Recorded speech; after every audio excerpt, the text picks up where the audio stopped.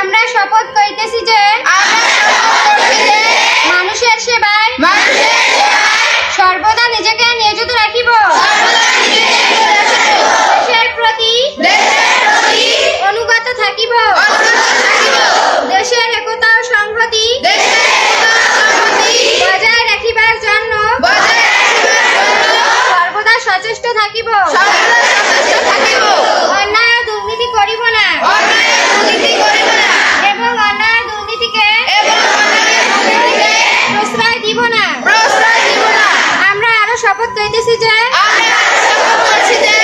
লক্ষ্মীপুর আদর্শ মাধ্যমিক বিদ্যালয়ে সকল বিধিবিধান মানিয়ে চলিব। হে মহান সৃষ্টিকর্তা, আমাদেরকে শক্তি দিন, আমরা যেন বাংলাদেশের সেবা করিতে পারি এবং বাংলাদেশকে একটি শক্তিশালী ও আদর্শ বৈষম্যহীন রাষ্ট্র হিসেবে গড়িয়া তুলিতে পারি। আমিন।